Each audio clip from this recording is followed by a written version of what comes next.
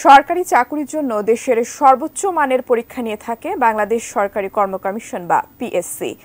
অথচ সেখানেই দুর্নীতির আখড়া। টাকার বিনিময়ে ড্রাইভার থেকে শুরু করে ঊর্ধ্বতন কর্মকর্তা পর্যন্ত সবাই জড়িয়ে পড়ছে প্রশ্ন ফাঁসের মতো জঘন্য কাজে। বছরের পর বছর অবাধে প্রশ্ন ফাঁস করে জাতিকে মেধাশূন্য করছে পিএসসির অসাধু কর্মকর্তাদের যোগসাজশে গড়ে ওঠা সিন্ডিকেট। অথচ কিছুই জানেন না প্রতিষ্ঠানটির চেয়ারম্যান। তদন্ত করতেই একের পর এক বেরিয়ে আসছে থলের বেড়াল। বিস্তারিত জানাচ্ছেন মোহাম্মদ সোহাগ বিশ্বাস।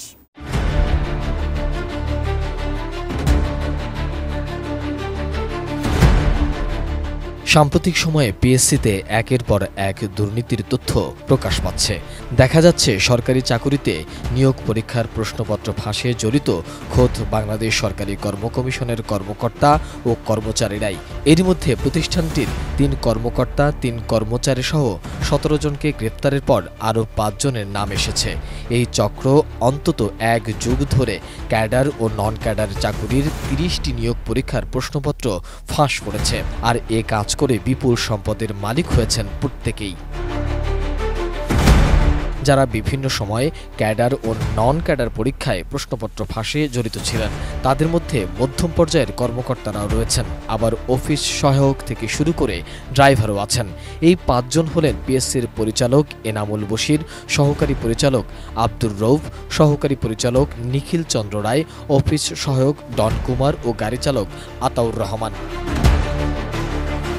এর আগে আরও ১৭ জনকে গ্রেপ্তার করা হয়েছে। গ্রেপ্তারকৃতরা হলেন পিএসসির উপপরিচালক আবু জাফর ও জাহাঙ্গীর আলম, প্রতিষ্ঠানটির সহকারী পরিচালক আলমগীর কবির, সাবেক গাড়ি চালক সৈয়দ আবেদ আলী জীবন ও তার ছেলে সৈয়দ সোহানুর রহমান সিয়াম সহ ১৭ জন। ডিজাইন, এলিগেন্স, বিউটি, সেরা পণ্য সবার জন্য জেভিকো। গত ৫ জুলাই শুক্রবার রেলওয়ের উপসহকারী প্রকৌশলীর নিয়োগ পরীক্ষায় নজরদারি বাড়ায় সিআইডি। চক্রটির অন্যতম সদস্য পিএসসির অফিস সহায়ক সাজিদুল ইসলাম। পুলিশের হাতে গ্রেপ্তার হওয়ার পর তিনি জিজ্ঞাসাবাদে জানান, পিএসসির উপপরিচালক মোহাম্মদ আবু জাফরের মাধ্যমে ২ কোটি টাকার বিনিময়ে শুক্রবার ওই প্রশ্নপত্র ফাঁসের চুক্তি করেন তারা।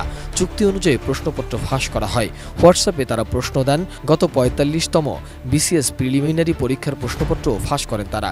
প্রত্যেক পরীক্ষার্থীর কাছ থেকে ১০ থেকে ১৫ লাখ টাকা নেওয়া হয়। আর এ তথ্যের ভিত্তিতে অভিযান শুরু করে সিআইডি।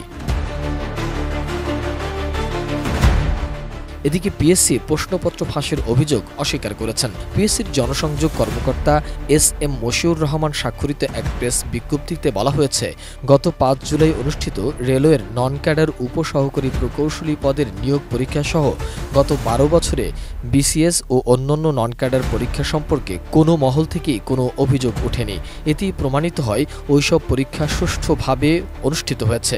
কাজেই প্রশ্নপত্র ফাঁসির বিষয়ে নতুন করে অভিযোগ তোলার কোনো সুযোগ নেই। এই বার্তাই প্রমাণ করে এই চক্রের সাথে পিএসসির হেভিওয়েট কর্মকর্তারাও জড়িত আছেন।